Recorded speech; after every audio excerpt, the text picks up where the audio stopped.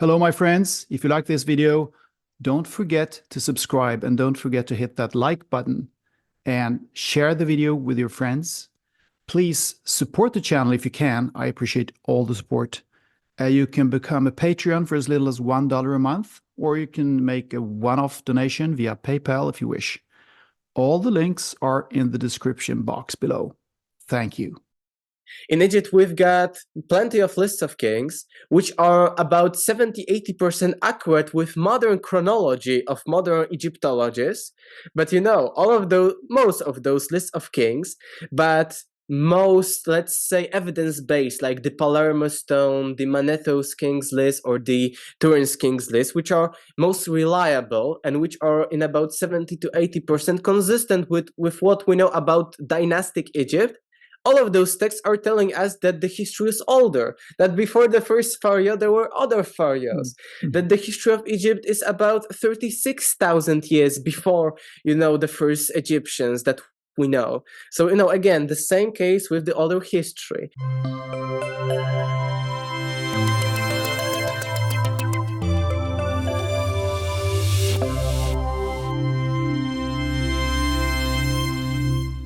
Hello, people. This is Mind the Shift, and I am Anders. It is time for yet another conversation about our distant past and lost civilizations.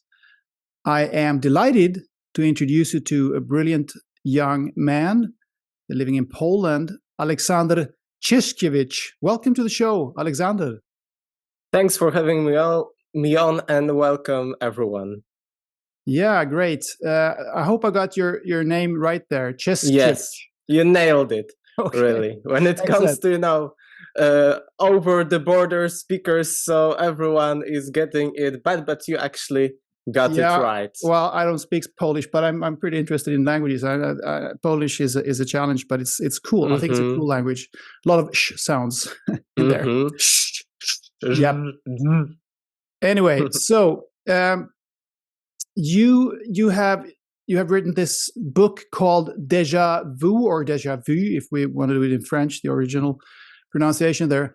Deja Vu has everything already been. It's a great book, and it's a comprehensive book, and I just read it, and it kind of contains everything you need to know, basically, about our possible distant past, our lost past, and you wrote it at the age of 17, which is pretty impressive, actually. And I mean, it was just a few years ago, I suppose. Yes, I'm 20 right now. Okay. I wrote it at the age of 17. Then, because of the legal stuff, I needed to wait until 18 to publish it. But I can say that about 80–85% of the book was actually written at the age of 17. Only some things added at the age of 18, just before publishing, and then at the age of 19, a year later, I translated it myself into English.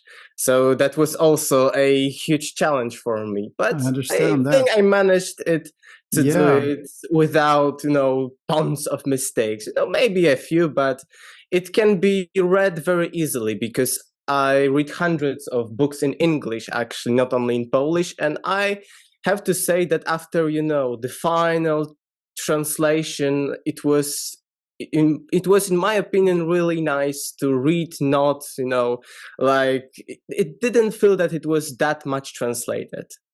No, I think it was an easy read and an interesting read. I've been interested in this topic for a long time, so I recognized most of it. I got some new information, which was fascinating, of course, in such a big book, but you kind of covered it all, and yeah, it's really impressive. I would not have been able to write a book like that when I was 17. I can tell you that right directly here. But anyway, it's fascinating, and I mean, considering your age and all that, I wouldn't bet against that we will be hearing more from you about who we are and where we come from and all that. So I hope you will write more books on this topic. Sure I want even to publish at least one this year, but I will start with Polish and then maybe the next year in English, because it takes a lot of time and stuff. So, but I think that I will manage to publish at least one more book this year. Yeah. Okay. Fantastic. I want to say one more thing about that. I'm not gonna linger on your age or anything, because I think, I mean, philosophically speaking, this is a bit of a going on a tangent here, but I think that you are living proof that this, I mean, insights and knowledge has very little to do with age and experience. It is a little bit like, I mean, all the knowledge is there out in the field, if you will, or in the collective consciousness, and people are more or less good at tapping into that and accessing that. So it's a little bit like, I don't know if you would agree with that, but it's a little bit like some people are good at remembering what we actually as a collective have been experiencing, and others are worse at that and are not able to do that. Would you agree?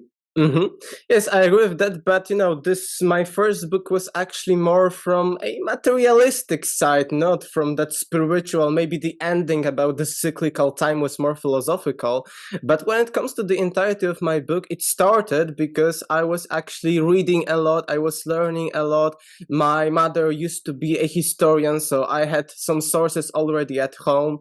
So it wasn't only about spiritual that I tapped into some field of consciousness. This book actually was more from a materialistic, like evidence-based perspective, from like research, from intellectual stuff, not from spiritual, subconscious, and things like that. But yeah. I also, of course, use that. I use maybe even more of that right now. But as I mentioned, the first book was low level when it comes not exploring the vast universe of consciousness, spirituality, and stuff like that. I understand what you're saying, and I agree. But I mean, I think even ordinary, quote unquote, ordinary knowledge is also some kind of, when you get these aha moments, these epiphanies, it is always like, I mean, there is this expression, it struck me that, and I think that is the way it works. That it's like almost like a remembrance, like. When you listen to a lecture, for instance, and you suddenly realize, oh, what this person is saying is true. How could I not have thought about this before? It's like an insight, and I think it reminds. It's similar to a remembrance, a memory, in a way. I'm sorry, I'm just going off on a philosophical tangent here, but I kind of find it fascinating. So let's dive into your book and the details and the topic here. Fascinating one. Right off the bat, as the Americans say, we think, or most of us living today here, think that our civilization is at a uniquely high place. But is it, or is this, in fact, as you say in the book, a déjà vu? Yes, it all comes to our understanding of our history and to our historical narrative, because nowadays the dominant view on our history is that it is a constant progress, maybe in some cases linear, maybe in some cases even exponential, and that we are getting better, getting more and more. Almost like a consumptionist and materialism when it comes to everyday living. This is the dominant view, that we started as primitive hominids, evolved into some caveman human beings, then into first settlements, first civilizations, Middle Ages, and until nowadays to all of that technology. But actually throughout the history, there used to be more and different points of view on our history, because as I mentioned, nowadays it is a huge evolution, but there was also mostly popularized during the Middle Ages view on the fall. That was totally reversed, that we started in a high place, high vibrational, high spiritual place in the Garden of Eden, and then humanity fell down, and we are constantly devolving, and only our inner self, our spirituality can help us, maybe in some afterlife, according to a Christian point of view. So it was a completely reversed point of view. And, depending on how we understand history, we behave in that way. And in the Middle Ages, there was no progress until, of course, the Renaissance, but there was no progress. we weren't that much into personality, individualism. We were just, treating everything collectively, making no progress, just living and just focusing on our religious and maybe to some extent spiritual stuff. But, we're not making that much progress in the physical material realm because we thought that, it is all the fall, and even maybe it was our fault that we fallen from the Garden of Eden, so we shouldn't invest that much time into that. So it was in the reverse. But also in the ancient times, there was a even different point of view on our history, which was about the cycles of time, about the cyclical ages. That it isn't that, once there was a fall and we are constantly falling. It wasn't about, constantly upgrading like nowadays, but it was that at one point in our history, there is a golden age, everything is nice, and at the other, it is very low, it is a dark age, and that it all constantly goes through the cycles, that there are different ages and stuff like that. And this point of view was very popular in ancient Greece, in ancient India, and this point of view was, I think it was neutral, because the point of view of the fall was negative to some extent. Maybe it helped that we should focus only on spirituality because material realm is, obsolete and we should, forget it. But it wasn't also that optimistic, maybe overly optimistic to some extent when it comes to modern view that we will be better, etc.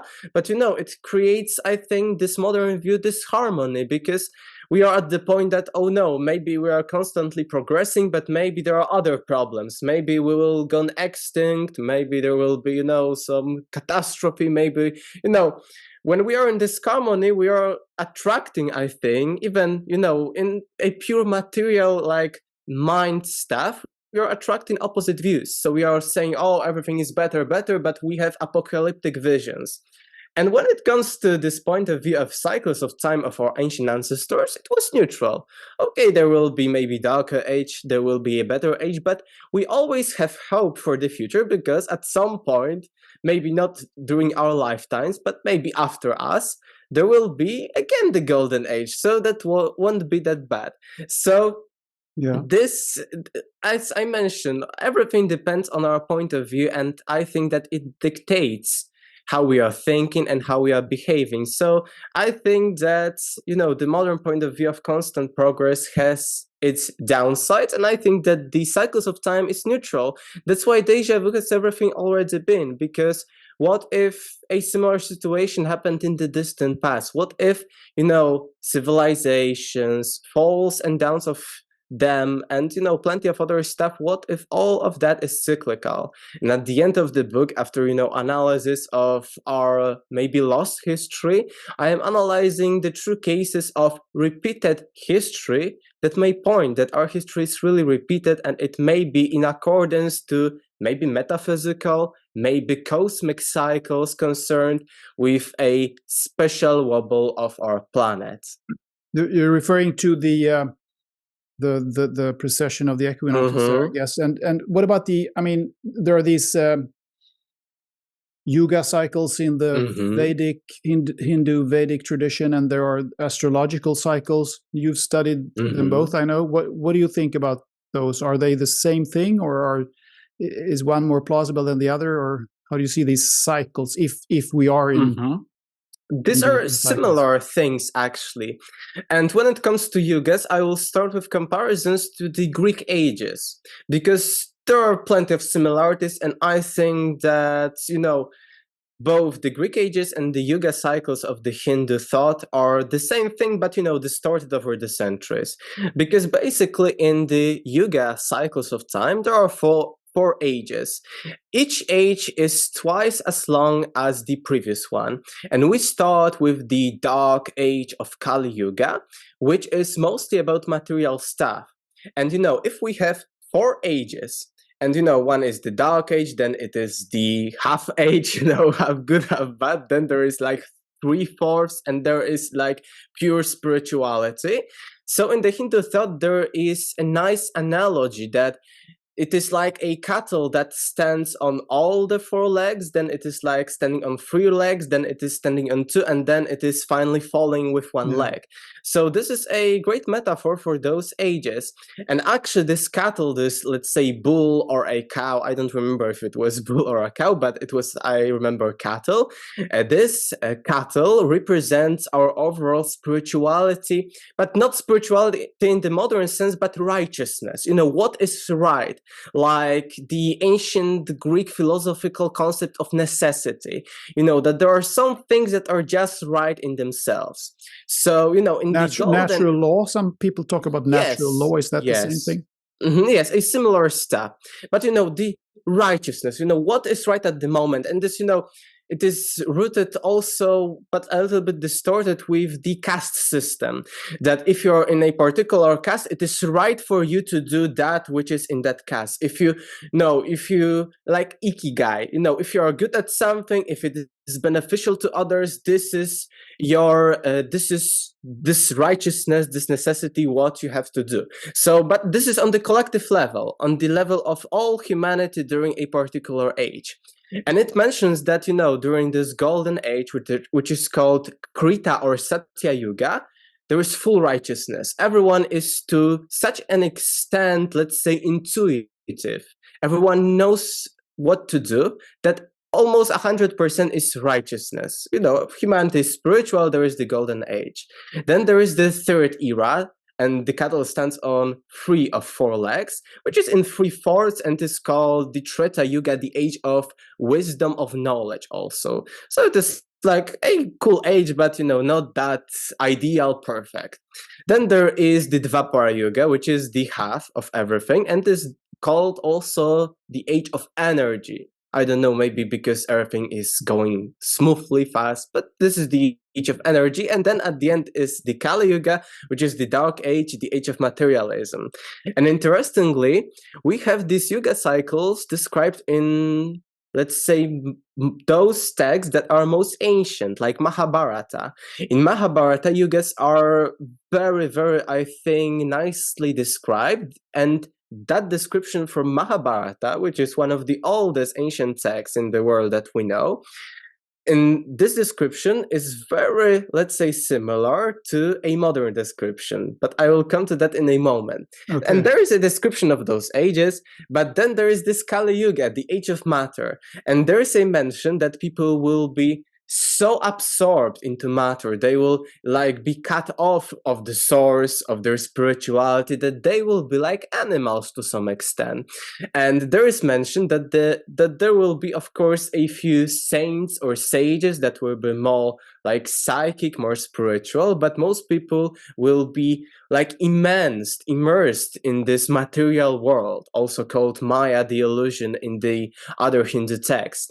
So it is interesting because nowadays, you know, with all of this scientism, with all of this scientific materialism, that only matter and its interactions exist and everything else is woo-woo, with all of the atheism, I think that modern world is similar to this description of the Kali Yuga, the dark age of matter, because there is no mention that, you know, it will be like an awful age or something like that, but that just people will be like immersed in this material world, and that they will forget their divine spiritual origins.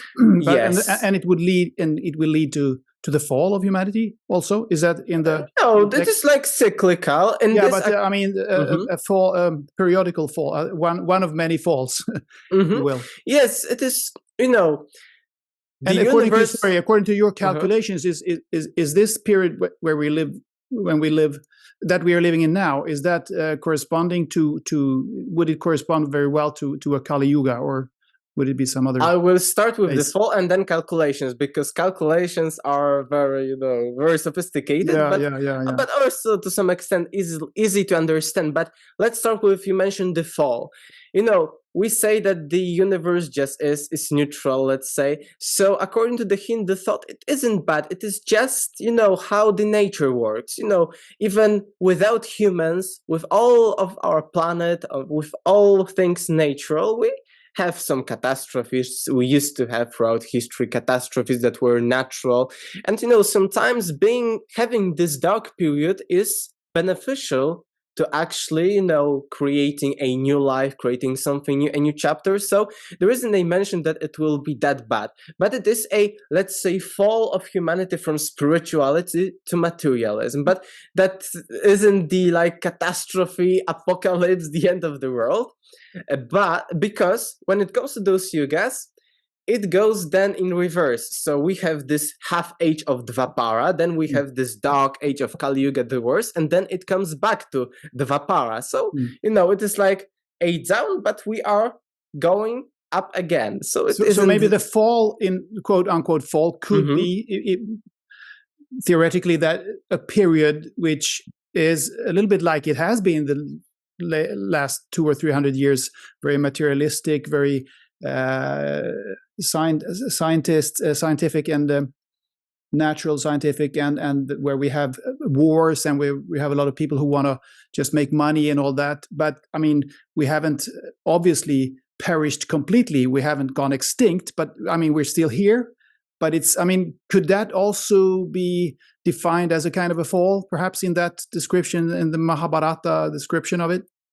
Yes, in Mahabharata, there is a mention that Kali Yuga started on the 18th, it is an exact date, 18th of February, 3102 BC, which interestingly corresponds to the creation of the first civilizations. Like first civilizations, the unification of Upper and Lower Egypt, first civilizations of Harappa and Mohenjo-daro in India, or, this, let's say, golden era of the Sumerian culture. So we mentioned that, first civilization started about 3100 years BC. And it's interesting because those cultures started and the Kali Yuga began with a flood. So it is a post-Deilevan world.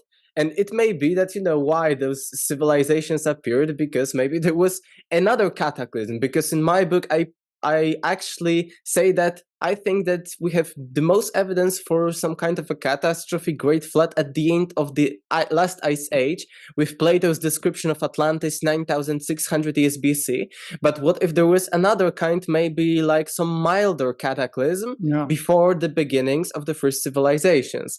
It may be possible, or maybe there was no cataclysm, but this date 3100 years plus minus was just, some metaphysical cycle that, humans just automatically, got into this cycle and unconsciously started building civilizations. It may be like that as well. But there are also other calculations of those cycles, because I think that these yuga cycles from Mahabharata concern a bigger cycle, because the yugas are in divine years and in human years. And in human years, they last for a few thousand years, like just normal cycles, like similar to the astrological cycles, every astrological age, every 2160 years. But there are also bigger cycles which span for millions of years. So when it comes to this date for Mahabharata, it is like it is with those first civilizations, but it maybe can't be with modern times. But there are a few other, calculations when it comes to those cycles. It isn't the only one. There are, plenty of different calculations in the Hindu thought. And one interesting is from a yogi, Sri Yukteswar, who was like a teacher, a guru of Paramahansa Yogananda from the Autobiography of a Yogi. And according to Sri Yukteswar, the Kali Yuga was actually during the Middle Ages. And his description of Kali Yuga is, I think, convincing to some extent. And, before every other yuga, there is a period, cease of fire period, that there is no yuga, 100, 200 years, because everything needs to get adjusted. So according to Sri Yukteswar, the Kali Yuga ended in 1900. So, 124 years ago. And it is very interesting because after Kali Yuga, after the Dark Age, and we know that if we take into account, let's say, 300 years of intermediary period, so we may say that, the scientific revolution was actually beneficial to some extent, and we were in the Dark Ages during the Middle Ages, after the fall of ancient Rome and ancient Greece, then during the Middle Ages, we were in the Dark Age. We can interpret like that. And it's very interesting because now we may be in this, Dvapara age, as I mentioned, age of energy.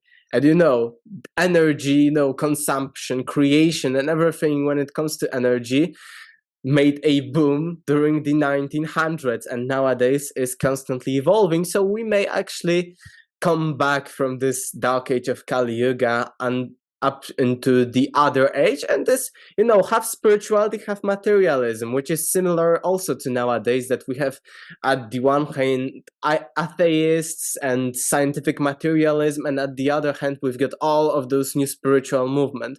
So it may be like that, or we may still be in the dark age of Kali, or we may say that there is a conspiracy theory that someone wants us still in those dark ages, and that's why he or them forces on us all of that materialism and actually disconnects us from the spiritual. So it may be like which that. we would have entered if it would have happened naturally, so to speak. Maybe okay, yes, maybe yes. But still, it's still cyclical, whichever interpretation we have of the Mahabharata or the other text that you're referring to here, and it's, of course, speaking of deja vu, it's not that the exact same occurrences happen once again, of course, but it's more like a spiral, perhaps, that things happen in a similar way, but it's, different people, different time, different environments and all that. So it's more like to see like a spiral. But anyway, in this day and age, we, as I said, have this, and it's, as you said, of course, also we have this idea that it's more or less a continuous upgoing path of an ever more advanced civilization. It's a linear evolution. So when do you think this idea started? When did that begin? Was that in the 1800s or the 1700s, or since when have we? Because you mentioned that in the Middle Ages, or for several hundred years, nothing much happened. So people thought that, well, we're probably going down the drain because we used to be in a golden age. But since as long as I've been on this planet, there has been this idea that it's a constant upgoing, or at least forward-going trajectory. So when did we start thinking like that? I think it started exactly with the development of science, maybe not 1800s, but maybe it started a bit, after or during the Renaissance, and then it kick-started everything, We started exploring all the world, we started to be confident, that we can have more, that we can explore more, that we can exploit also more when it comes to lands, all of the people that were exploited, natives from all over the world, actually. So it started then, but I think that it gained like an additional exponential momentum during, as we mentioned, 1900s, during this, let's say, energetic age of Dvapara Yuga, maybe, because, because there was a technological boom, and with that, and still nowadays, we have even bigger technological booms, like in the early 2000s, in the, late 1990s, stuff like that. So it gave us more and more confidence, and I think that, we are getting more and more into that, maybe like into karma, into, some like, maybe to some extent false confidence, and it creates more and more disharmony. So it may be, as I mentioned, connected with this transition from the Middle Ages, let's say 1400s up until the 1800s, those 400 or 300 years of the transition period during which it started, we started to be more confident about our, going upward, and it will be really connected that the Kali Yuga was actually during the Middle Ages to some extent, because, as I mentioned, there is this, let's say, Dvapara age, this half age, then there is the worst age, and then it goes back, like it bounces again, and it would be, that the peak was actually during the Middle Ages, because there was the fall of humanity, and then we started actually going exponentially into exploring, exploiting, all of the discoveries, age of discoveries. So it may be that about during the times of the Renaissance, it was this peak.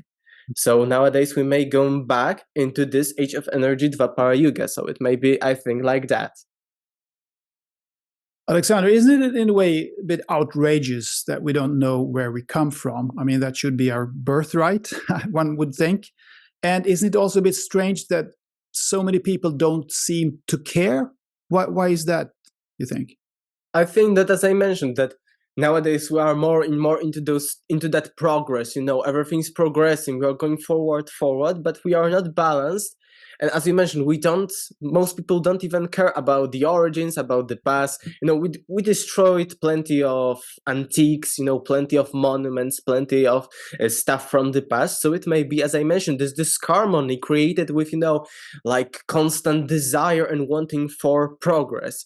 So many people may be in that state. And I think that's why we have those balancing thoughts that are on the other side of the, let's say, stick, that are apocalyptic, because we've got two sides of the stick. One is, constant progress, desire for more, creation, going upward.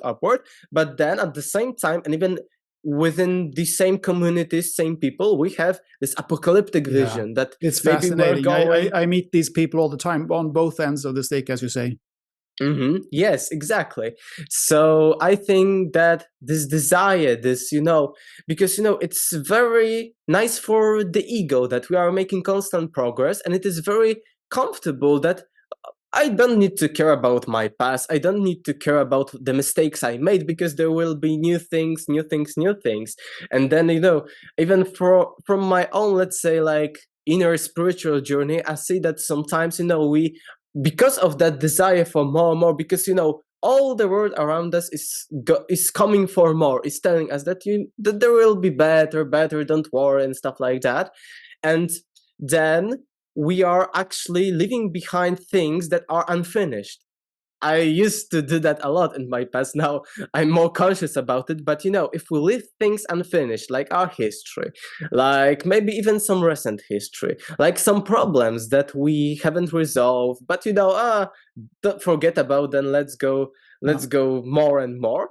So then the problem starts come back. Appear. Yes, exactly. And that's problematic, and that may lead to that unbalance and those apocalyptic things, because now we are going more and more, but let's say that 50% is more, and 50% half of our lives are those problems and those things that are unfinished. And they are starting to be like that karma, like a bag that is attached to us, or like some weight that is attached to us that we cannot, just go away. We cannot do that. So I think that starts problem. And it is, I think, the law of karma, action, reaction, I think it is all about that we are then constantly in that state that we, want to go further, but, we haven't left the things behind us finished. And now, and I used to have a similar situation in my life. I can say from my own experience, because I'm also a little bit spiritual, that, when it comes to those unfinished things, they are making us go again into those cycles to end those things. But we want more. We are ignoring that, and we are constantly repeating the same stuff, and they accumulate to such an extent that then finally they may fall, and they may destroy almost everything in our lives, literally, mentally, energetically, maybe spiritually. That is sad to happen, but, we need to finish things that we started. And, with modern world, we've got waste everywhere. When I was like a few years ago, I visited like Rome or London, and, there was waste before COVID. There was waste everywhere. We are just, throwing things and wanting to more to go into the future, to progress, to evolve. But we are not, we are not solving the past problems. We are not like cleaning the old stuff from our own lives even, or from our own surroundings. And that is problematic, and that may lead to a fall. That's why we've got so many apocalyptic visions. Well, that's one advantage of being a bit older, because I know what it looked like in the 70s and the 80s. And I can tell you it was worse when it comes to environment and waste and all that. So, but that's a detail. Anyway, I interpret what you say as a collective psychoanalysis is needed here, maybe on the basis of the 7 Hermetic principles or something like that? I think that, as I mentioned, we are in constant desire for more and more. We are like hurrying. We even mentioned that modern world is all about hurrying. But what we need is just, sit for a moment, stay for a moment, like be here and now, not to go forward, future, and stuff like that, but be here now. And, it is like, as you mentioned, psychoanalysis, it is like a meditation without meditating, that we stay here and we like even feel that we have those problems because they are all the time in our subconscious. But now we can actually be aware of them. And we have those problems, like I maybe have some mess here, some, papers here, unfinished writings and stuff like that. And by just sitting here, we can see that, here's a problem.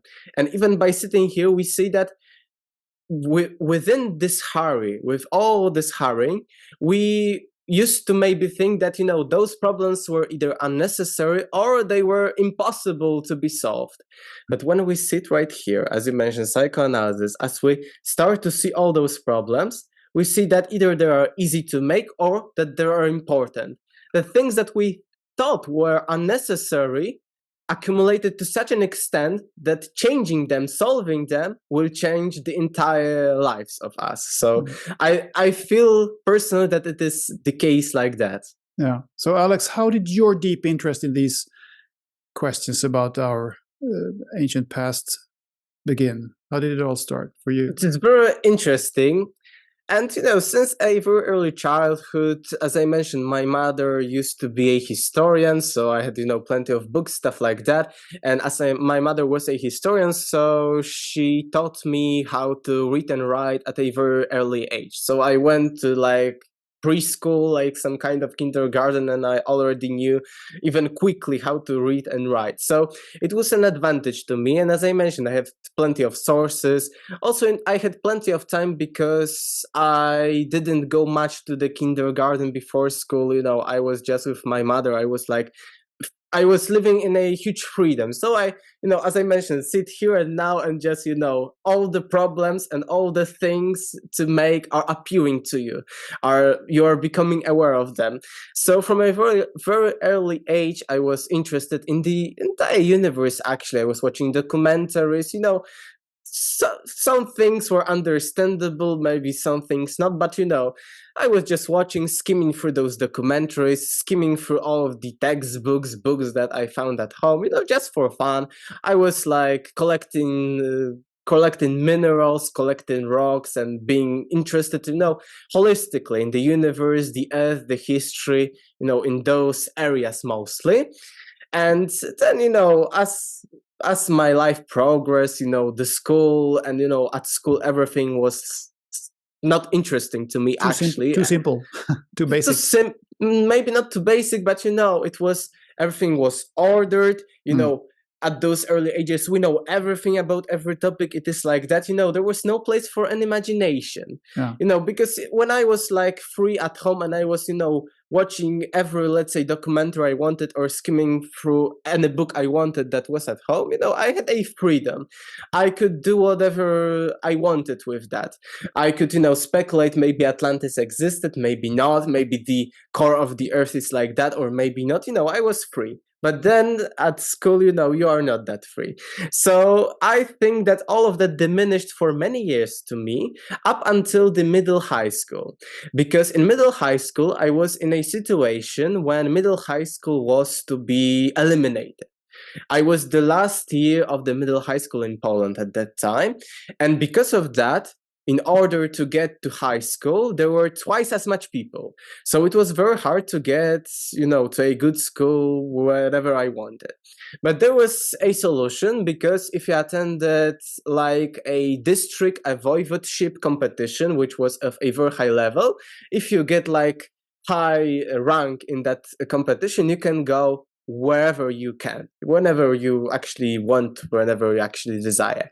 So I attempted, of course, the historical competition because not only I had plenty of things at home, my mother used to be a historian, so it was helpful to me, but also I had a very strict teacher at that time. It was when I was about, let's say, 15, maybe it started at 14, like between 14 and 16 years old. And it all started there because in order to participate and get a good place in that competition, I needed to know the, let's say, entire history of, let's say, from the Neolithic, from this transition from hunter-gatherers to first settlements through the ancient civilizations up until the modern era. So I was learning a lot from higher levels, like from high school levels, even extended high school levels, or even some academic levels. I was learning a lot. I actually won that competition, so it was nice to me. But when I was learning for that competition, I started again to have this inner imagination that started everything, because everything was mentioned and described so correctly. It was like a journey that we know everything about our past from the very early age up until nowadays, with the exceptions of some specifics. Maybe we don't know about a particular ruler that ruled in that time, or maybe we don't know some minor details. But the picture was described correctly and there was no mystery to it. Yeah. But, I started questioning, is it really like that? With all of the sources at home at that time, I also started reading more and more. I actually started at that time reading like 100 books a year. So I started reading. Wow. And also in English. So it gave me an advantage. In Poland, everyone for that contest was mostly reading in Polish. I was also reading in English. So I had different perspectives. And also having different perspectives showed me that, we may be too arrogant to think, as in those textbooks, that we know almost everything about our history and there are only so minor details. And I found out, I started to be very interested in a very interesting topic connected to you guys, as we were mentioning, because to the history of science, also to philosophy of science, but to history of scientific discoveries. And what I found was really astonishing, because nowadays we have this entire picture that is correct, and you are pseudoscientist if you say differently. Yeah. But we thought like 300 years ago that the first civilizations were only Greece and Rome. And, and 400 years ago, we thought that the humanity started 6,000 to 10,000 years ago with Adam and Eve. Our understanding just 300 years ago was completely different, was very lacking. And what if nowadays we're in a similar situation, that we haven't found something and that there is more to our history? Well, I started finding more of those clues because, for instance, nowadays everyone says, oh, history started with ancient Sumerian civilization, but we haven't discovered ancient Sumerian civilization up until 1840s. It was in 1840s that we started digging in the Middle East and rediscovering those civilizations, which was less than 200 years ago, like 108 years ago. We didn't know almost anything about ancient Sumer, despite, of course, having mentions in ancient historians and scholars that were telling us that some civilizations existed there. Even in the Bible, we had a mention that Abraham came from the Sumerian city of Ur. So I was thinking, if less than 200 years ago, our picture was so incomplete and we found so many things, what if nowadays we're in the same situation that, maybe there is Atlantis somewhere that we haven't found yet. Yeah. And because we haven't found it yet, we say that it is only a fairy tale, it is imagination, it is fiction. And, and when everyone says to me like that, I say to them, 108 years ago, we said that Sumeria is a fiction. Yeah, you can mention the dinosaurs, exactly, or the tectonic plates that are moving, or that meteorites fall down from the sky. All of those things were just considered fairy tales 150, 200 years ago, but now it's standard science. Yes, exactly. And the same, with Troy. And Troy, that's another good pearl, because, Troy is in an epic work, which is, in my opinion, less reliable than the Plato's dialogues in which he mentions Atlantis. And some skeptics are saying that, Atlantis was imagined. But, if we found Troy that was in, let's say, an imaginary epic story, why cannot we find in the future the Atlantis or some other lost civilizations? So it sparked my interest in all of those areas. And then during those ages between 14 and 16 years of age, I started reading tons of books. Then I think at 17, just before the publishing of my book, when I was writing, COVID hit.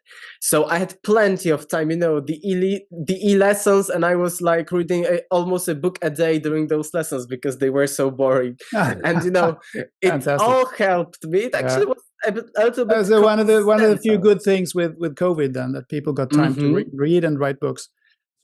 So what would you say, which are the most salient smoking guns, as it were, that tell us that advanced civilization is much older than we are told?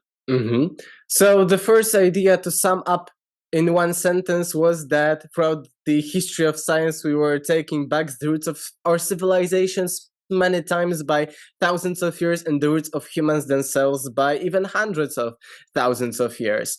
The other one is the existence of anatomically modern humans for about 200,000 years from genetic studies. So we know that about 200,000 years there happened a fusion within our chromosomes, and we know that because let's say our hominid ancestors had a pair of chromosomes more than us, so they fused, they connected, and that's how we happened to be. It's another story for how it happened and how it is important for us. But when it comes to our history, imagine 200,000 years of our existence, and the civilization happened 5,000 years ago. So it is like 98% of all of our existence doing nothing, being just cavemen. Even considering the Neolithic Revolution 10,000 years BC plus minus, that we started sedentary lifestyle, it is 95-96% of doing nothing, not evolving. I think that, we may have not evolved for, let's say, 20 or 30,000 years, but at some point, let's say 30,000 years ago, probably there existed at least some settlements or something like that, or like a civilization on the level of ancient Egypt or ancient Sumer. And it's very interesting because another, let's say, smoking gun is, we mentioned Troy and stuff like that, but I always wondered, because we think that first civilizations nowadays within the scientific mainstream history, first civilizations are Sumer, Egypt, and India. But all of those three civilizations considered by us to be the first mention that they are older. In ancient Sumer, we've got Sumerian kings lists, which are telling us that before the flood, there were previous rulers, maybe divine rulers, and that the history takes us back to about 204,000 years ago, which, 200,000 years ago would be even within the time frames of our civilizations. And before that, there is mention that there were some divine rulers, so maybe there were no humans or something like that. But we may say that, to some extent, the Sumerian kings list may be talking about, the older history, let's say 50,000 years BC. And the same in Egypt. In Egypt, we've got plenty of lists of kings, which are about 70-80% accurate with modern chronology of modern Egyptologists. But most of those lists of kings, but most, let's say, evidence-based, like the Palermo Stone, the Manetho's Kings List, or the Turin's Kings List, which are most reliable and which are in about 70-80% consistent with what we know about dynastic Egypt. All of those texts are telling us that the history is older, that before the first pharaoh, there were other pharaohs, that the history of Egypt is about 36,000 years before, the first Egyptians that we know. So, again, the same case with the older history. And then we have India, and in India we've got so many, the Mahabharata, the Ramayana, so many texts, but, these are maybe epic texts, but we've got also some, more, let's say, scholar texts, like the Silapatikaram of, Tamil nation in India, that is even telling us that there were, cities with hundreds of thousands of roads with them, that they were, destroyed. That there are even the dates that correspond to some extent with even Plato's Atlantis. And the next one, when it comes to not smoking guns physical, but to text, the last one is Plato's Atlantis. Because I made even more research than in my book. I will publish it in another book about the Egyptian roots of Atlantis, and it is very probable that Plato's Atlantis has its Egyptian roots, which totally contradicts the opinion that Atlantis is imaginary, because how Plato could made it fiction if it was an older source. So these are the texts, and these are maybe some non-physical, like more scholar sources. But when it comes to mention megaliths and stuff like that, I think the Great Pyramid of Giza is the best example, maybe not of because it is controversial, is it older than the chronological Egyptians or not? It is controversial. Still, there are arguments for and against it, but it is the best example of knowledge for ancestors, because the medieval Arab chroniclers were during the Middle Ages, when they conquered the Egypt, found out that the local lore about the pyramids was that it was built before the flood by the king called Saurid, who was identified with the god of wisdom of ancient Egyptian Thoth, later in Greek Hermes Trismegistus of Hermeticism. This is another story. But he built the pyramids about 300 years before the Great Flood, because he had the dream that there will be a destruction, and he built them in order to preserve knowledge.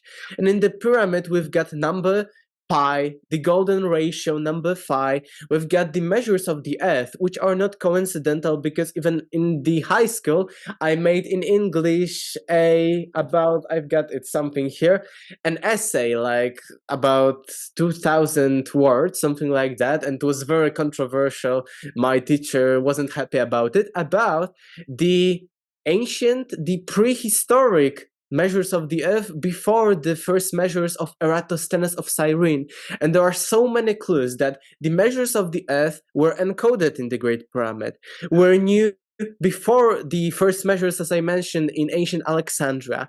And it contradicts the knowledge of ancient Egyptians, because the ancient Egyptians, from the papyri we know, were very primitive. They had basic maths, they thought that the earth is flat and stuff like that. Well, not very primitive, but they were Bronze Age people, I suppose. Exactly. But if those people were like that, who built the pyramid? Someone with much higher knowledge. Yeah, it doesn't make sense. You're right. But some people, some independent researchers, they say, Graham Hancock being among them, think that the base of the Great Pyramid and the three pyramids at Giza are very ancient. The subterranean chambers, for instance, and the inner parts maybe, but that the casing and the finishing of the pyramid might have been done during dynastic times. I don't know, but you've heard about that, I'm sure. Yes, I mentioned a theory. There is a combination of lots of theories that the Giza pyramids were, let's say, from Atlantean times, like about 9,000-10,000 years BC, which is correlated to astronomy and other things. But we have, for instance, some radiocarbon dating, which cannot date the stones themselves because they are inorganic, but they dated the cement, the concrete between the blocks. And they dated that because they found like some hairs in them, and probably these hairs, these pieces of hair, these organic pieces are traced back to the people who made this concrete and stuff like that. Is there mortar between the blocks, actually? Yes. I didn't think there was. There is. That's an indication. Cases. That's an indication that it is younger, actually, than. Yes, times. It isn't everywhere, but there is in some places in the Great Pyramid and other pyramids, there is mortar between the blocks. In some cases, there is no mortar, of course. We speak here about the granite blocks, between which you cannot insert even a knife or something like that, which are very precisely cut. That's why I think the Great Pyramid is one of the biggest smoking guns.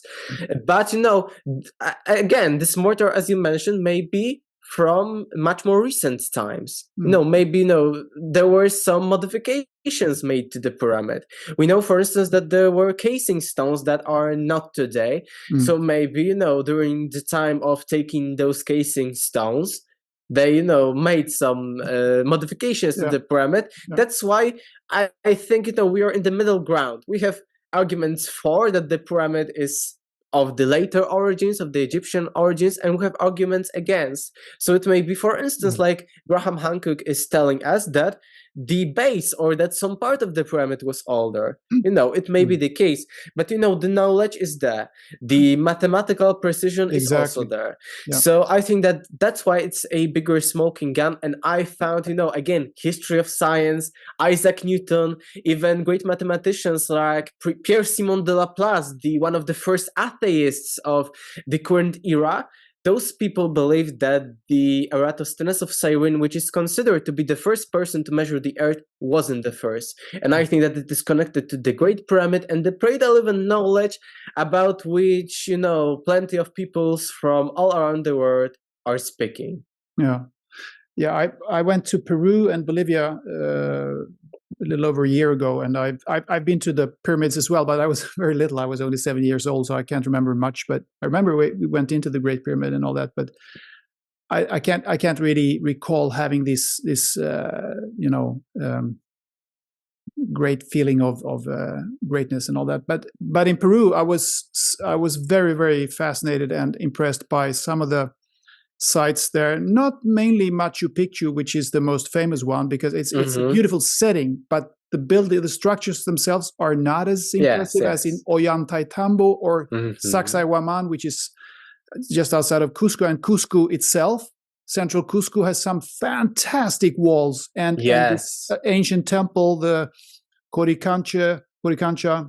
And there are undergrounds. It's just incredible, and you can see it's so obvious that this was not made by the Inca. And they even said that when the conquistadors asked them, "Did you build this?" No, we found it. Because of course they did, because we can see on top there's one basic megalithic layer which is just incredibly well done and huge hard stone blocks, and then there's the Inca work which has mortar and which contains of stone blocks that are very, very much smaller and not even, they're not rectangular, they're just crude. Yes. And then on top of that you have the Spanish work, which is even less meticulously done, because it crumbles, it falls apart when there's an earthquake. Any earthquake, the Spanish stuff falls off first, and then the Inca stuff, and then the megalithic stuff always stays there, never moves.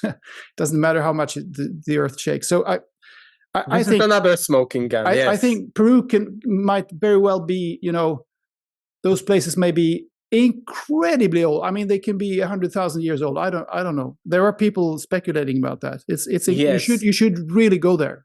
Fascinating. Yes, I should, but it is a very interesting, as you mentioned, because I also came to the same conclusions, that there are different, eras of types of building, of architecture, like the pre-Incan, those huge blocks, which are polygonal, sometimes even 10, 12 angles, which, if you were like a primitive Inca... 24 angles. There's one block which has 24 angles in Coricancha.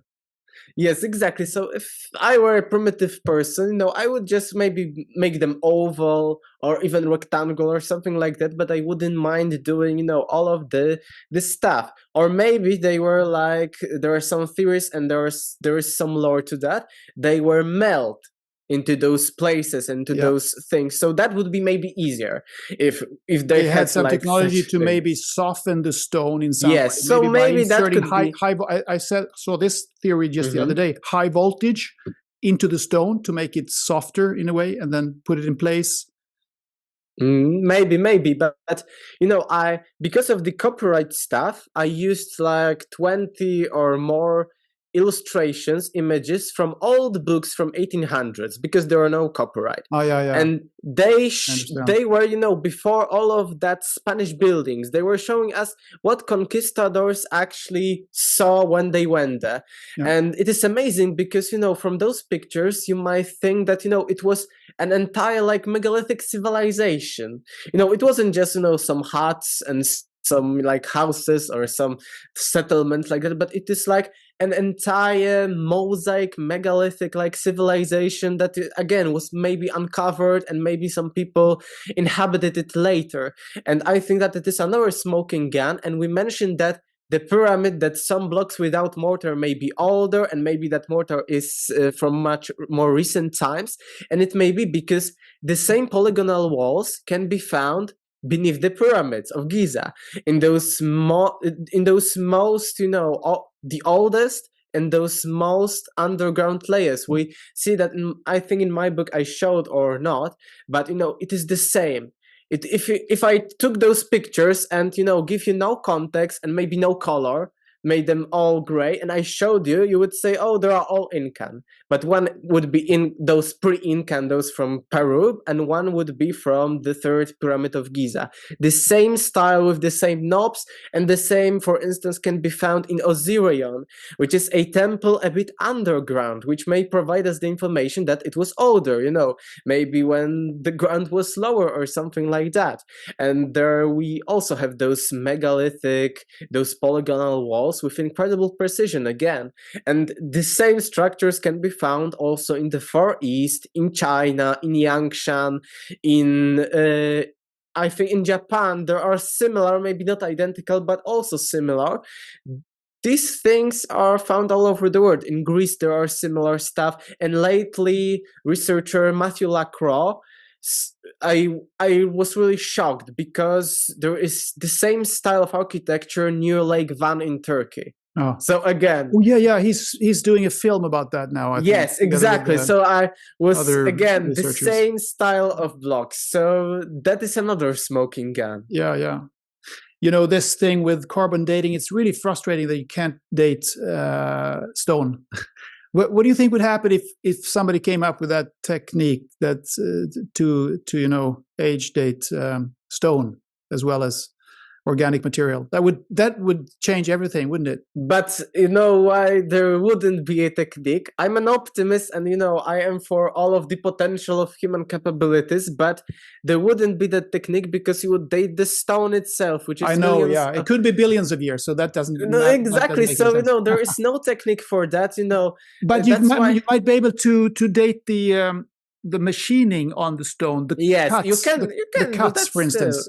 Yes, you can do that to some extent, but it will be always inaccurate because, for instance, we mostly date those megaliths on the base of the earth, of the soil that is in the lowest parts. So we may assume that when they put this megalith in place, this was at that time the soil was from those times, but you still maybe someone dug underground, or maybe the stone was before putting it. It wasn't put. Maybe the soil was before that. The same with, you mentioned the cutting marks. Often we see some soil on the cutting marks, and we may say that it is approximately from that era.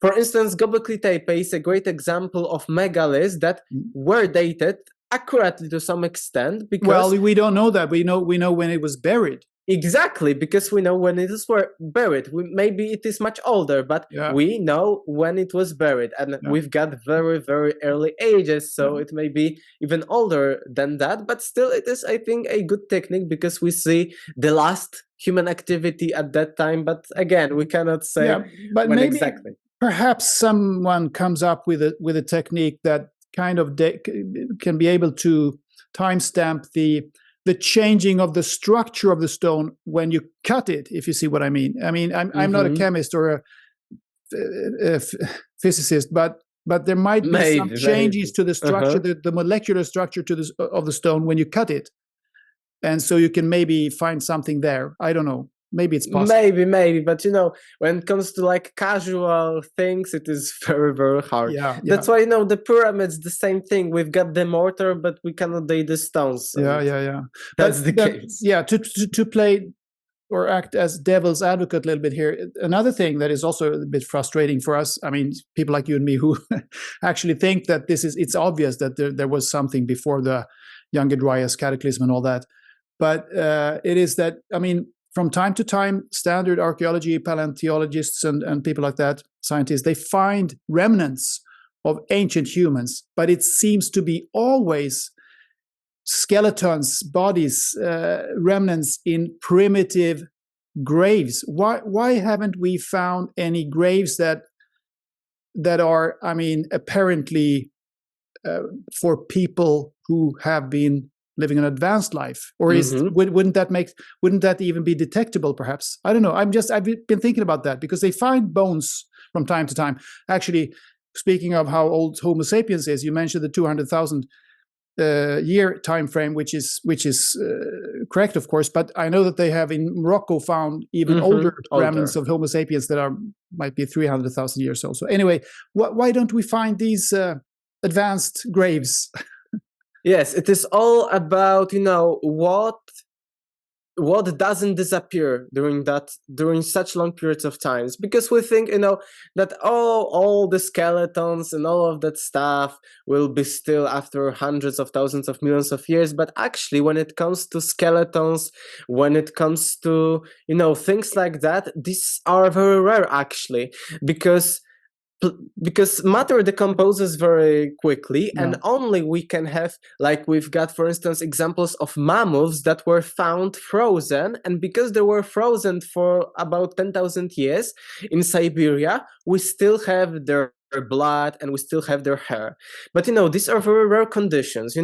What is a probability that when you die you will be immediately frozen, and they will unfroze you after 10,000 years. So these are the case when it comes to having more than just bones, but bones are also decomposing very rapidly.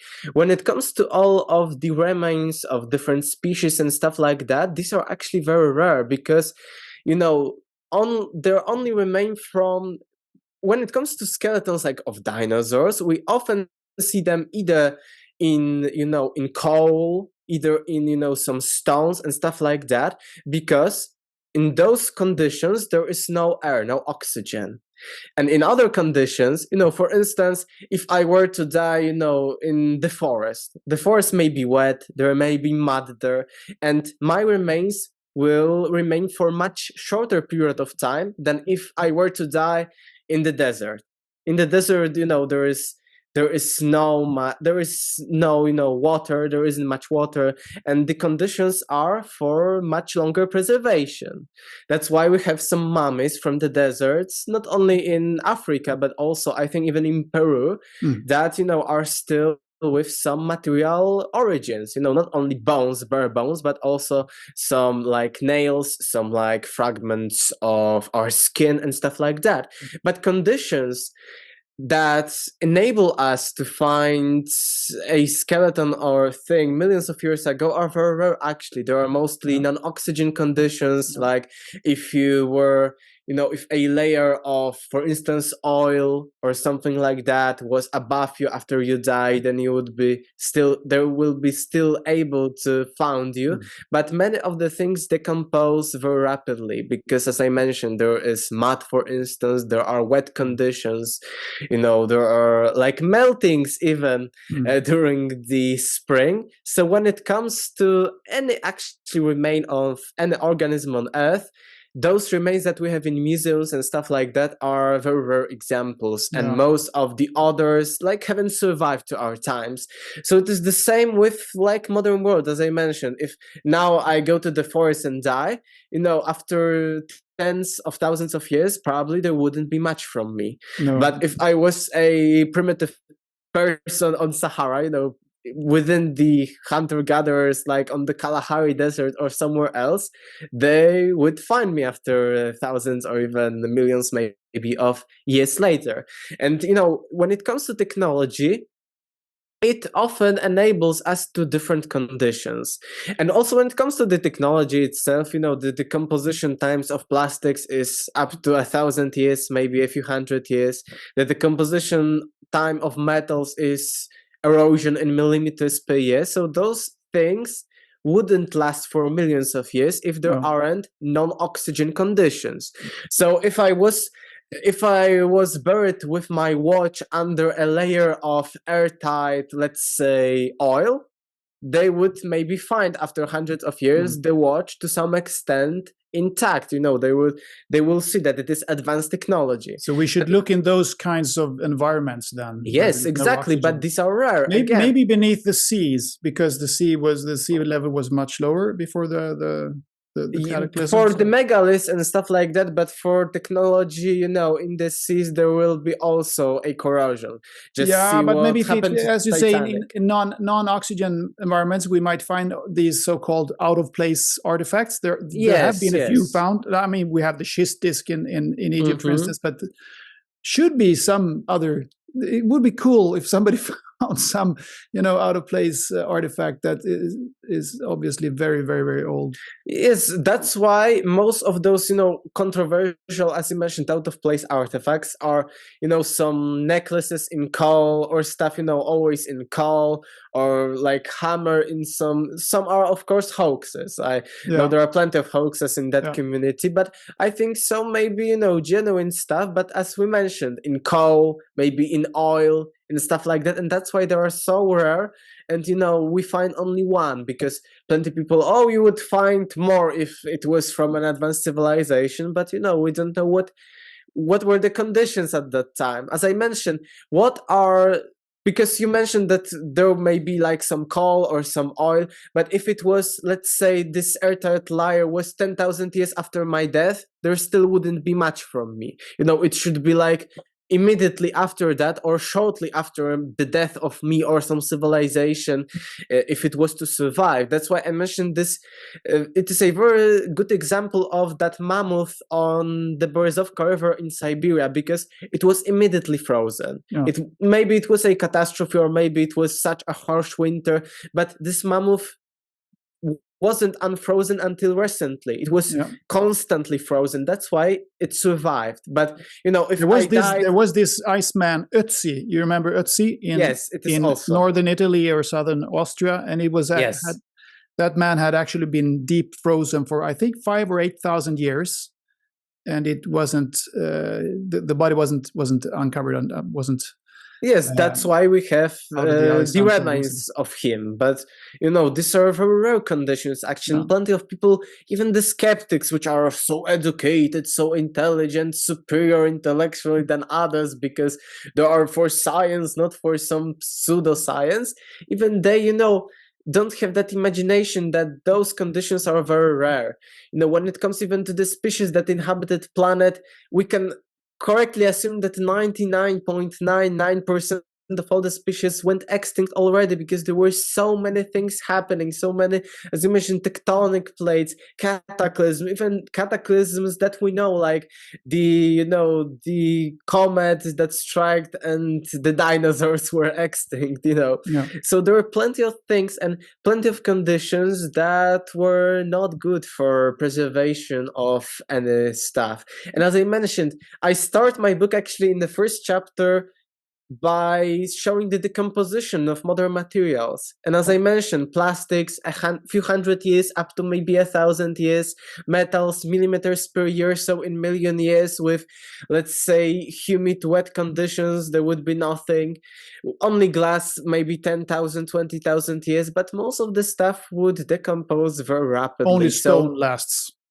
Exactly, maybe that's why we have only stone and no traces of those machines, those technologies that were capable of cutting that precisely all of those blocks.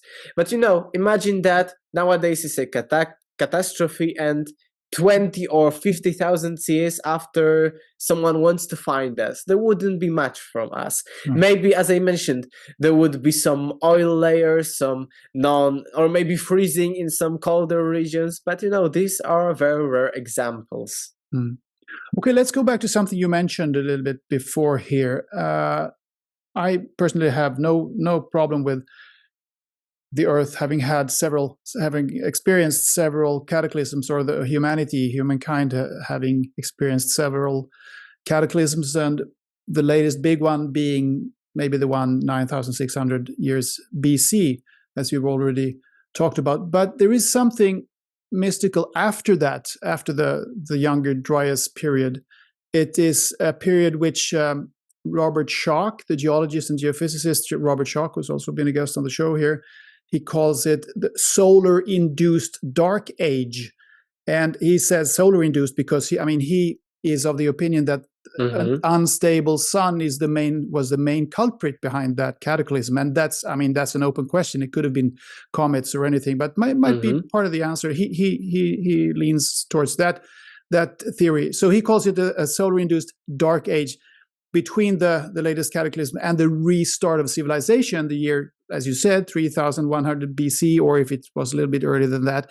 So we have a period of maybe 5,000 or 6,000 years where nothing much seems to have happened. Well, apart from the Neolithic revolution, but it didn't seem to happen very much in other respects. And maybe people were hiding underground, and Robert Schoch is one of those who thinks that the Derinkuyu caves in Turkey, for instance, are caves that people built because they had to hide from something dangerous on the ground. And you also mentioned the possible start of a yuga cycle, 3100 BC, and that's an explanation why things suddenly started happening. What do you think happened, or was it a mini cataclysm also at that time? What happened in this in between period there? It's a very interesting case, and actually this case was for me the most eye-opening, that we may not know everything about our history, because it's very suspicious. As I mentioned, 200,000 years of our existence, then 10,000 BC Neolithic revolution, then again nothing happening up until 3000 BC. So we have two huge gaps during which something might have happened actually.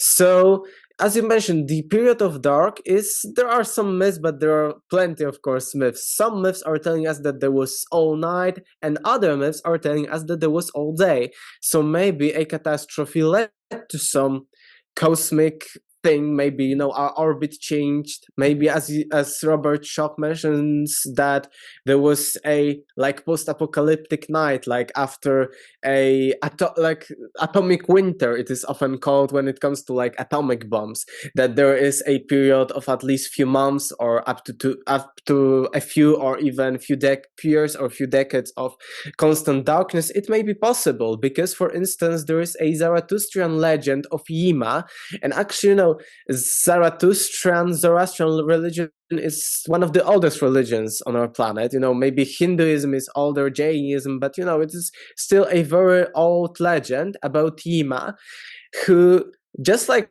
Noah had to take animals onto his ark, so Yima needs to take seeds underground because there will be a huge winter spanning several years. So it is a description very, very similar to what you mentioned about this, a few years period of winter after a cataclysm. And we know, for instance, after volcano eruptions, that maybe it wasn't global, that the entire Earth was shrouded in darkness. It may be, there are those kinds of scenarios, but it may be that a, let's say, area was shrouded in darkness. We know that from 1800s, 1700s, that there were some, on Indonesia, there were some eruptions of volcano that led to... But there's one called Toba and one called Krakatau, and there are several... Yes, but after I remember the name of the volcano, but I remember that after one of those volcanoes, or after two of those volcanoes, there were almost a year of darkness in a huge area, like a few countries. So it may be, that people living in such an area experience a total darkness like that. It may be, as Robert Schoch says, connected to solar flares, because we know that solar flares because these are not only solar flares, there are solar winds, ejections of other kinds also.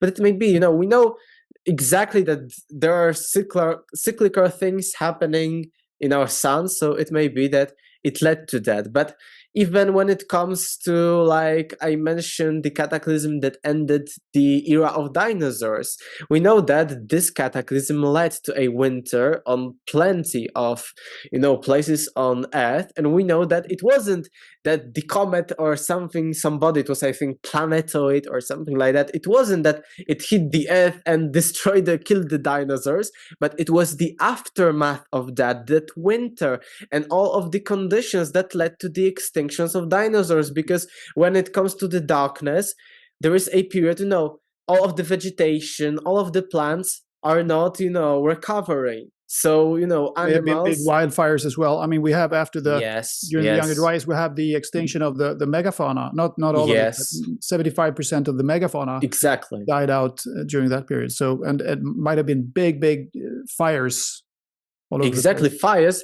But you know, when it is like even a year of darkness, there would be after a few months no plants, because all of the herbivores would eat everything and they will just die. You know, then carnivores wouldn't have anything to eat. And there are also a few myths from Native Americans that are telling us that people went actually underground for a few years and they had to eat bugs in order to survive.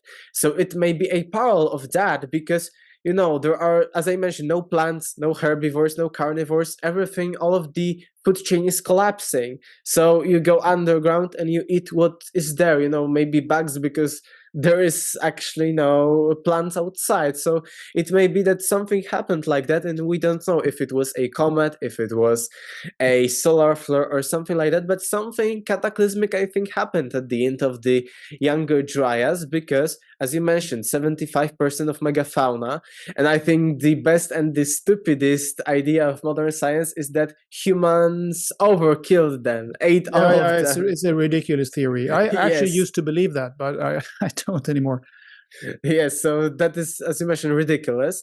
And also when it comes, you know, it was a sudden change, because when it comes to the ending of ice ages or starting of ice ages, geological events like that often happen in spans of thousands, if not tens of thousands of years.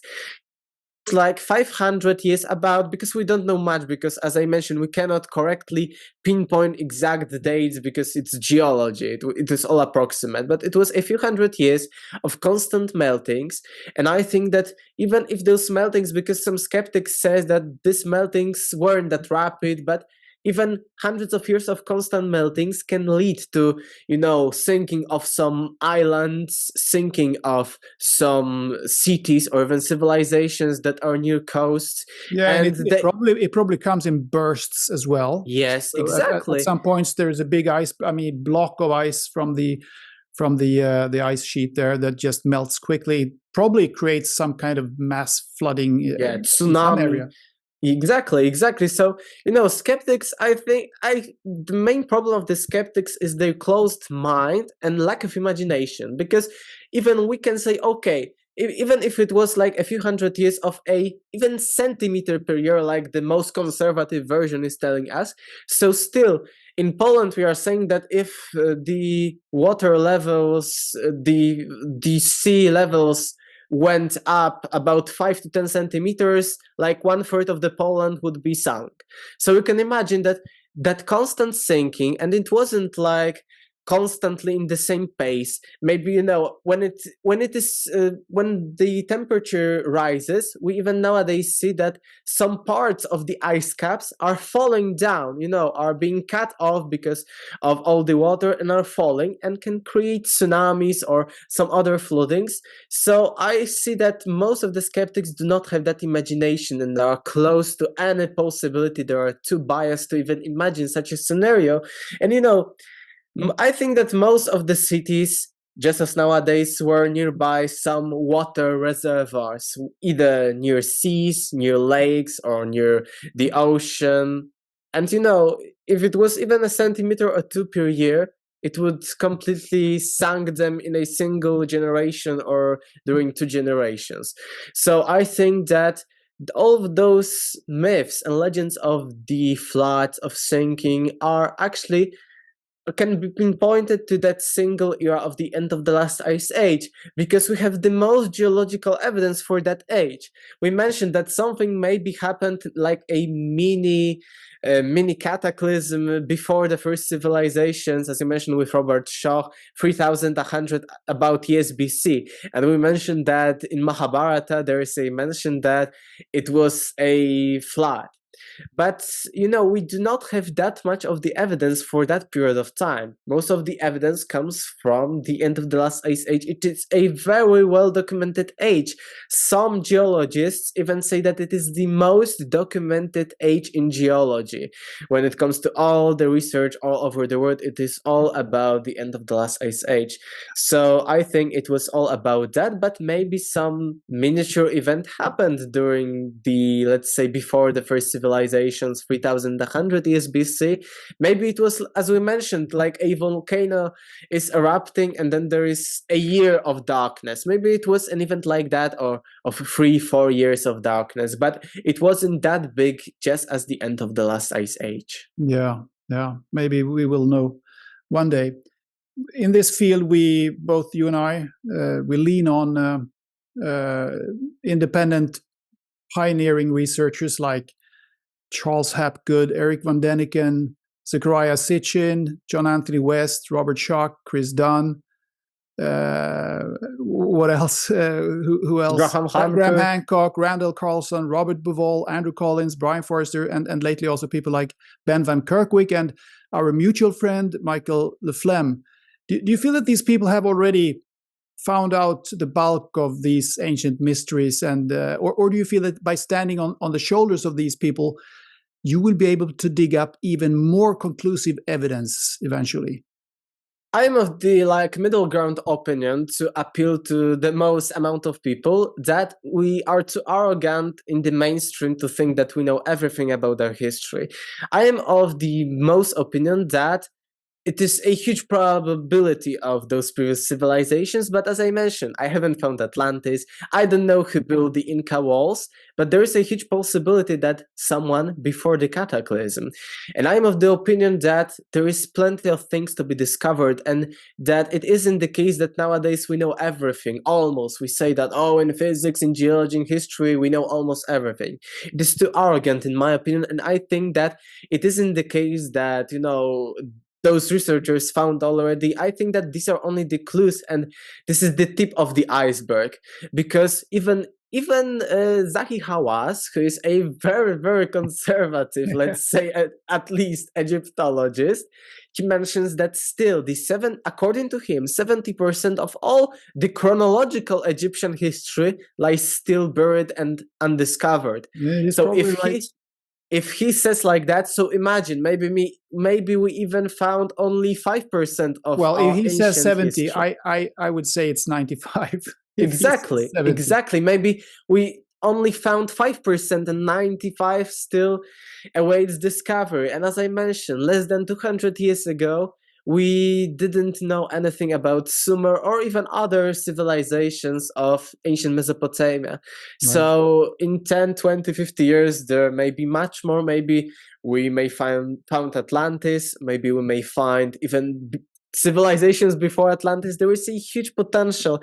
Even within 200,000 years of humanity, there is a huge potential for several different, to some extent, advanced civilizations. Yeah, and I wouldn't be surprised if it was Aleksander Czeszkiewicz who was one of those who did that, who is going to do that.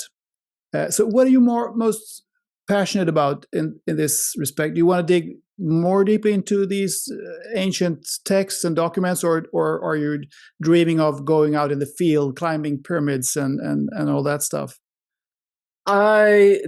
I love the most ancient texts, and it is like, as you mentioned at the beginning, that intuitive rediscovering, remembering of stuff.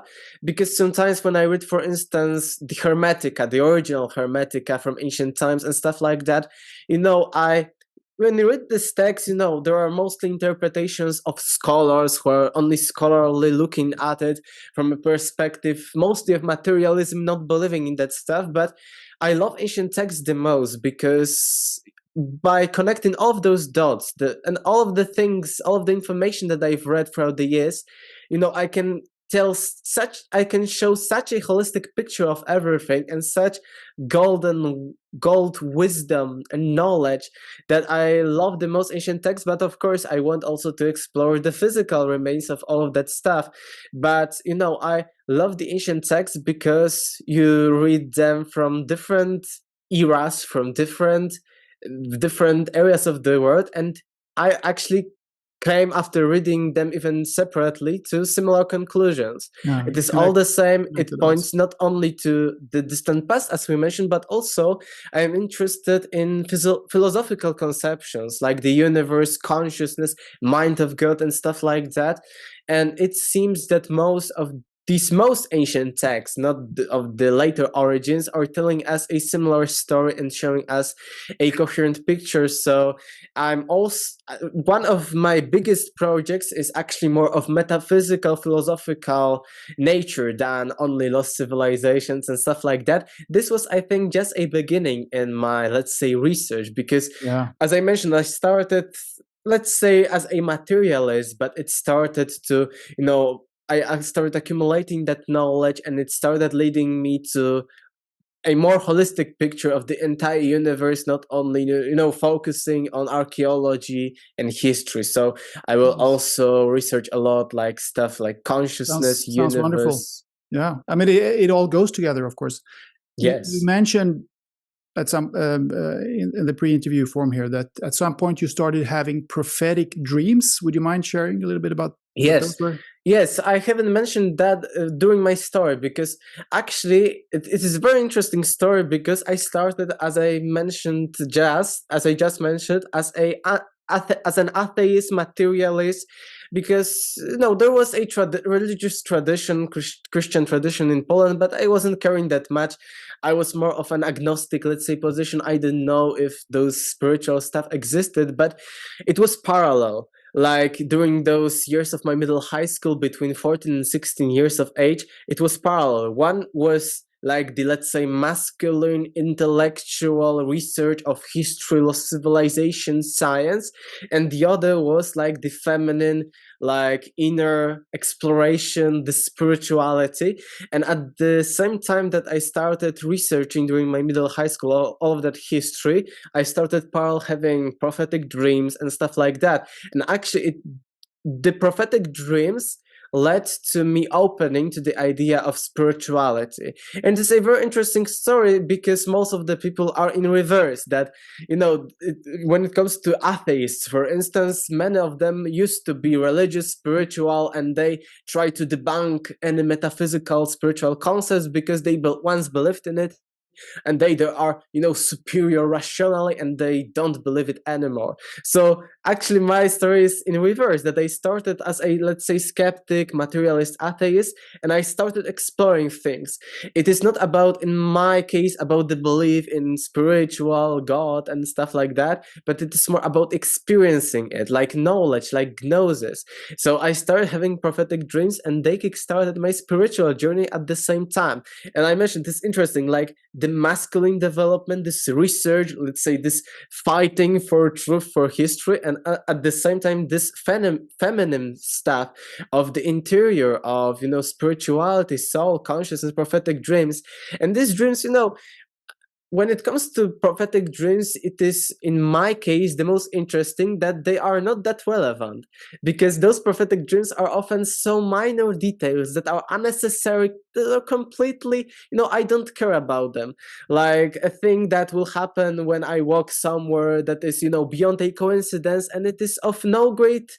Because when it comes to prophetic dreams, we always think of some great visions, like apocalyptic visions, or visions of the future, or great inventions. But there are maybe like prophetic dreams like that. Maybe I experienced a few of them, but most of the prophetic dreams are about minor day-to-day stuff that is beyond coincidence, and it shows you that in the mundane stuff, everywhere there is like sacredness, everywhere everything is interconnected and stuff like that. Yeah. And I mean, if you say they don't matter, but they do matter to you, because you obviously can see that this was a prophetic dream. This was a dream what was going to happen in the future, and it's like little hints from the universe, if you will.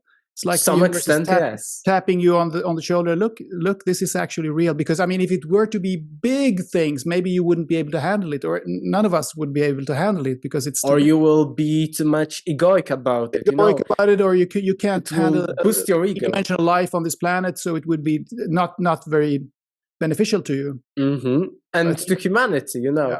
Yes, I think like that. And I think it is similar to the mention at the beginning of that in all of that hurry and all of this modern living, we need to, take a step back, sit right now down here and just experience, and all of the unconscious things will happen. And I think the same is with the prophetic dreams. They are like also the message from the universe that wait a minute, be here now. In those mundane things, you will find the most exceptional and the best life. Just see it, because often those, let's say, those like symbols or things from the dreams that I experienced before were in a moment that I was in a hurry and in something like that. And I think it is also a message that be here now and in the mundane find things. You also mentioned that you want to see an expansion in the human consciousness collectively, I guess, or individually as well. Can you explain what you mean by that? Yes, as I mentioned, I'm against the materialistic dogma. That's why I like science. I love science. I'm not anti-scientific, but one of the assumptions of science, basic premises, is that everything is matter and its interactions. And I don't agree with that. It's like you go explore and you assume that there will be only brown trees and there won't be white trees. You know what I mean? Or you are just getting yourself in a bubble, in a prison, and not opening to a bigger potential. And I think that this is a huge mind paradigm shift, that we should explore everything freely. And wherever the truth may lead us. Because as I mentioned, this is the basic premise of science, and science is going still with this baggage, and this actually limiting itself. And nowadays, with all of the misinformation, pseudoscience and stuff like that, it seems like the science is the only way of gathering knowledge. The science has a monopoly. I don't know if you can talk in Polish. It is like you have monopoly over. Monopoly. Exactly, monopoly over knowledge, and everyone outside the scientific community is like a fraud or like pseudoscientist and stuff like that. And I think that it is a bad thing, because it's like during the Middle Ages, for instance, Christianity had the monopoly over science, and everything else was a heresy. So we are in a similar situation, and I think that we need to, explore more and expand the consciousness of people, that there is more than just matter, and that we shouldn't limit ourselves. That's why I'm also working on things like new science, and I'm really into the philosophy of science, because I see things like this assumption that are very negative to humanity and may lead us to, as we mentioned in Kali Yuga, imprisonment of humanity into material beings. And actually, when it comes to this matter, because that's what I mean mostly when it comes to this consciousness shift, that we should go away from this material, also from the illusion of logic. Because not every logical assumption, not every logical, totally rational argument is correct. We are sometimes in the prison of the mind of our own basic assumptions, like the materialism and science. And I think that we should change that there may be much more. I don't force that Atlantis was real. I say that there is much more to our history, and we should be open, because we don't know what we will find in a few years.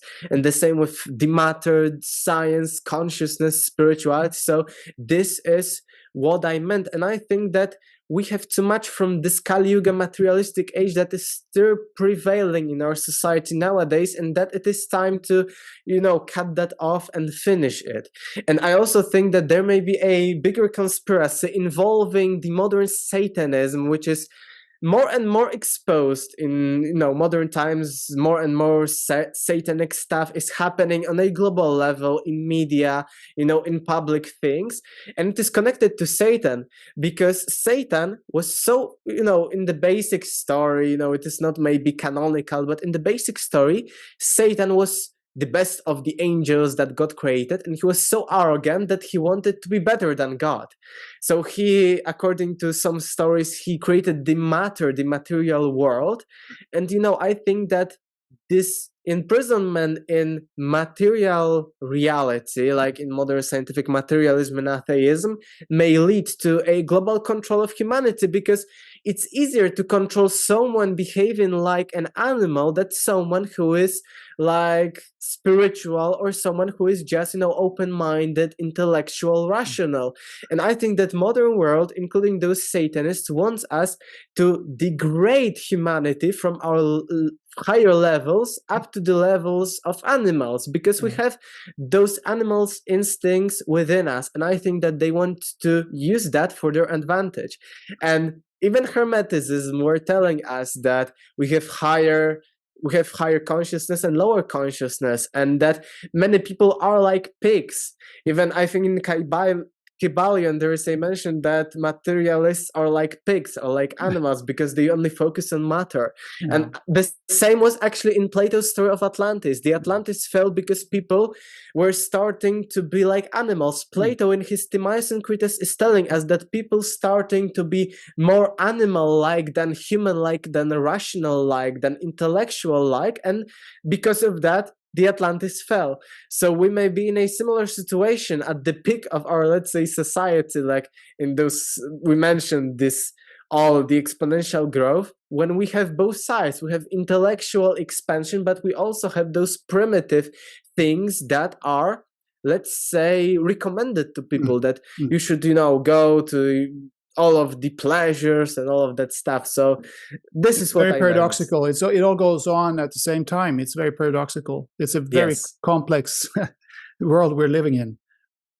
We have the highest of the high and the lowest of the low at the same time. Yes, it's fascinating. Polarity. As you say, it's very difficult to control humans who are in their true spirituality and have access to all the capabilities that are there innately, that we have forgotten about. If you're, people who have that, who know that they can do anything, you can't control those people. So that's, I guess people who are in charge, who are, as you say, maybe satanic. I don't know if that's the proper word to use, but they're probably a bit afraid that that's going to happen, that such a shift is going to happen, because then exactly, this whole